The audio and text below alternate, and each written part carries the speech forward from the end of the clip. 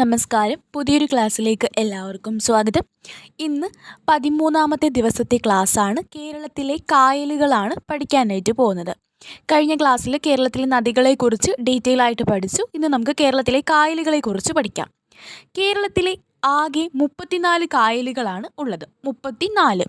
അപ്പോൾ നദികൾ പഠിച്ചപ്പോൾ നമ്മൾ എന്താണ് പറഞ്ഞത്? 44 നദികളുണ്ടെന്ന് പറഞ്ഞു.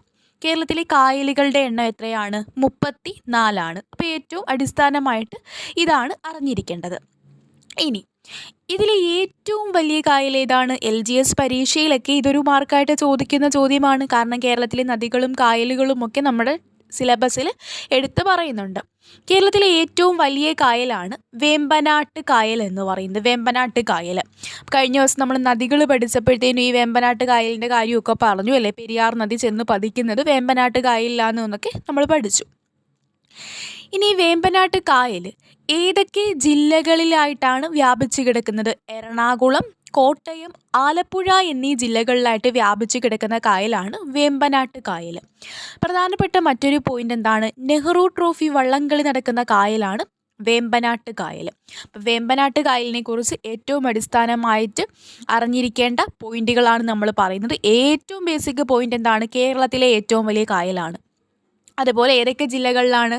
എറണാകുളം, കോട്ടയം, ആലപ്പുഴ ജില്ലകളിലായിട്ടാണ് ഈ കായൽ എന്ത് ചെയ്യുന്നത്? വ്യാപിച്ച് കിടക്കുന്നത്. അതുപോലെ നെഹ്റു ട്രോഫി വള്ളംകളി ഏത് കായലിൽ നടക്കുന്നു? പുന്നമട കായൽ. അത് എന്തിൻ്റെ ഭാഗമായിട്ടുള്ളതാണ്? വേമ്പനാട്ട് കായലിൻ്റെ ഭാഗമാണ്. വേമ്പനാട്ട് കായലിന് കുറുകെ നിർമ്മിച്ചിരിക്കുന്ന ബണ്ടാണ് തണ്ണീർമുക്കം ബണ്ട്. അപ്പം തണ്ണീർമുക്കം ബണ്ട് ഏത് കായലിലാണ് എന്ന് ചോദിക്കുകയാണെങ്കിൽ വേമ്പനാട്ട് കായലിലാണ്. ഇനി എന്താണ് തോട്ടപ്പള്ളി സ്പിൽവേ? തോട്ടപ്പള്ളി സ്പിൽവേയും ഏത് കായലിൽ തന്നെയാണ്? വേമ്പനാട്ട് കായലിലാണ്. കുട്ടനാടിനെ വെള്ളപ്പൊക്കത്തിൽ നിന്ന് സംരക്ഷിക്കുന്നതിനായി വേമ്പനാട്ട് കായലിൽ നിർമ്മിച്ചിരിക്കുന്ന തടയണയുടെ പേരാണ് തോട്ടപ്പള്ളി സ്പിൽവേ എന്ന് പറയുന്നത്. അപ്പോൾ ചോദിക്കാം, തണ്ണീർമുക്കം ബണ്ടും തോട്ടപ്പള്ളി സ്പിൽവേയും കേരളത്തിലെ ഏത് കായലിലാണ്? കേരളത്തിലെ ഏറ്റവും വലിയ കായലായിട്ടുള്ള വേമ്പനാട്ട് കായലിലാണ് എന്ന് അറിഞ്ഞിരിക്കണം. ഇനി വേമ്പനാട്ട് കായലിൽ കാണപ്പെടുന്ന പ്രധാന ദ്വീപുകളാണ് പാതിരാമണൽ, വൈപ്പിൻ, വെല്ലിംഗ്ടൺ, വല്ലാർപാടം തുടങ്ങിയവ വേമ്പനാട്ട് കായലിൽ കാണപ്പെടുന്ന പ്രധാന ദ്വീപുകളാണ് എന്ന് അറിഞ്ഞിരിക്കുക. പാതിരാമണൽ, വൈപ്പിൻ, വെല്ലിംഗ്ടൺ, വല്ലാർപാടം. ഈ ഒരു ക്ലാസ്സിൻ്റെയും PDF നോട്ട് വേണ്ടവർ നമ്മുടെ ടെലിഗ്രാം ചാനലിൻ്റെ ലിങ്ക് ഫസ്റ്റ് കമൻറ്റിൽ കൊടുത്തേക്കാം.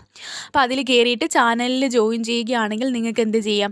അതിനകത്ത് നോട്ട്സ് ഷെയർ ചെയ്യാം. അതുപോലെ എക്സാമും ഉണ്ടായിരിക്കും. നമ്മുടെ 13ാമത്തെ ദിവസത്തെ ക്ലാസ്സാണ് ഇന്ന്. നമ്മളിങ്ങനെ സമഗ്രമായിട്ട് സിലബസ് അധിഷ്ഠിതമായിട്ട് പഠിച്ചു വരികയാണ്. മിസ്സാക്കാതെ എല്ലാ ക്ലാസ്സുകളും കാണുകയാണെങ്കിൽ നിങ്ങൾക്ക് 2026 വരാൻ പോകുന്ന പരീക്ഷകളിലെല്ലാം ഉന്നത റാങ്ക് തന്നെ കാണും.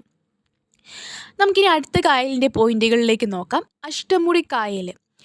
അഷ്ടമുടി കായലാണ് കായലുകളിലേക്കുള്ള കവാടം എന്നറിയപ്പെടുന്ന കായലാണ് അഷ്ടമുടി കായൽ. അഷ്ടമുടി കായൽ ഏത് ജില്ലയിലാണ്? കൊല്ലം ജില്ലയിൽ സ്ഥിതി ചെയ്യുന്ന കായലാണ്. അപ്പോൾ നമ്മൾ വേമ്പനാട്ട് കായൽ പഠിച്ചപ്പോൾ ഒരു ജില്ലയല്ല 3 ജില്ലകളിലായിട്ട് വ്യാപിച്ച് കിടക്കുകയാണ്. എറണാകുളം, കോട്ടയം, ആലപ്പുഴ എന്നീ ജില്ലകളിലായിട്ട് വ്യാപിച്ച് കിടക്കുകയാണ്. എന്നാൽ അഷ്ടമുടി കായലോ കൊല്ലം ജില്ലയിൽ സ്ഥിതി ചെയ്യുന്ന കായലാണ് അഷ്ടമുടി കായൽ. ഇനി പനയോലയുടെ അല്ലെങ്കിൽ നീരാളിയുടെ ഷേപ്പിലാണ് ഈ അഷ്ടമുടി കായൽ കാണപ്പെടുന്നത്. അപ്പോൾ പനയോലയുടെ ആകൃതിയിലും അല്ലെങ്കിൽ നീരാളിയുടെ ആകൃതിയിൽ കാണപ്പെടുന്ന കേരളത്തിലെ കായൽ ഏതാണെന്ന് ചോദിക്കുകയാണെങ്കിൽ അത് അഷ്ടമുടി കായലാണ്. പ്രസിഡൻസ് ട്രോഫി ജലോത്സവം നടക്കുന്ന കായലും അഷ്ടമുടി കായലാണ് എന്ന് അറിഞ്ഞിരിക്കുക. നെഹ്റു ട്രോഫി വേമ്പനാട്ട് കായലിൻ്റെ പുന്നമടക്കായൽ എന്ന് പറയും. അഷ്ടമുടി കായലിൽ നടക്കുന്ന ജലോത്സവം ഏതാണ്? പ്രസിഡൻസ് ട്രോഫിയാണ് അഷ്ടമുടി കായലിൽ നടക്കുന്നത്. അടുത്ത കായലാണ് ശാസ്താംകോട്ട തടാകം. ഏറ്റവും വലിയ ശുദ്ധജല തടാകമാണ് ശാസ്താംകോട്ട എന്ന് പറയുന്നത്. കേരളത്തിലെ ഏറ്റവും വലിയ ശുദ്ധജല തടാകമാണ് ശാസ്താംകോട്ട. കായലുകളുടെ രാജ്ഞി എന്നറിയപ്പെടുന്ന കായലാണ് ശാസ്താംകോട്ട കായൽ എന്ന് പറയുന്നത്. ശാസ്താംകോട്ട കായൽ അല്ലെങ്കിൽ ശാസ്താംകോട്ട തടാകമാണ് കായലുകളുടെ രാജ്ഞി. കായലുകളിലേക്കുള്ള കവാടം അഷ്ടമുടി കായൽ. കായലുകളുടെ രാജ്ഞി ശാസ്താംകോട്ടയാണ്. ഇംഗ്ലീഷ് അക്ഷരമാലയിലെ F ആകൃതിയിൽ കാണപ്പെടുന്ന കായൽ ഏതാണ്? F ആകൃതിയിൽ കാണപ്പെടുന്ന കായലാണ് ശാസ്താംകോട്ട. അപ്പോൾ പനയോല അല്ലെങ്കിൽ നീരാളിയുടെ ഷേപ്പിൽ അഷ്ടമുടി കായൽ, ഇംഗ്ലീഷ് ആൽഫബറ്റിൽ F, ക്യാപിറ്റൽ F ആ ആകൃതിയിൽ കാണപ്പെടുന്ന കായൽ ഏതാണെന്ന് ചോദിക്കുകയാണെങ്കിൽ ഏതാണ്? ശാസ്താംകോട്ട കായലാണ് എന്ന് അറിഞ്ഞിരിക്കുക. അടുത്തത് പൂക്കോട് തടാകമാണ് കേരളത്തിലെ ഏറ്റവും ചെറിയ ശുദ്ധജല തടാകം എന്ന് പറയുന്നത് വയനാട് ജില്ല. ഒരു മാർക്കാണ് ഇതൊക്കെ. പൂക്കോട് തടാകം ഏത് ജില്ലയിൽ സ്ഥിതി ചെയ്യുന്നു? വയനാട് ജില്ലയാണ്. കേരളത്തിലെ ഏറ്റവും വലിയ ശുദ്ധജല തടാകം ശാസ്താംകോട്ട. എന്നാൽ ഏറ്റവും ചെറിയ ശുദ്ധജല തടാകം ഏതാണ്? പൂക്കോട് തടാകം വയനാട് ജില്ലയിൽ സ്ഥിതി ചെയ്യുന്നു. സമുദ്രനിരപ്പിൽ നിന്ന് ഏറ്റവും ഉയരത്തിൽ സ്ഥിതി ചെയ്യുന്ന തടാകം ചോദിക്കുകയാണെങ്കിലും പൂക്കോട് തടാകമാണ്. കേരളത്തിൻ്റെ തെക്കേ അറ്റത്തുള്ള ശുദ്ധജല തടാകം ഏതാണ്? വെള്ളായണിയാണ്. കേരളത്തിൻ്റെ തെക്കേ അറ്റത്തുള്ള ശുദ്ധജല തടാകമാണ് വെള്ളായണി എന്ന് പറയുന്നത്. അപ്പോൾ ശുദ്ധജല തടാകങ്ങൾ വലുത് പഠിച്ചു, ചെറുത് പഠിച്ചു. ഇനി തെക്കേ അറ്റത്തെ ശുദ്ധജല തടാകം ഏതാണെന്ന് ചോദിക്കുകയാണെങ്കിൽ ഏതാണ്? വെള്ളായണിയാണ്.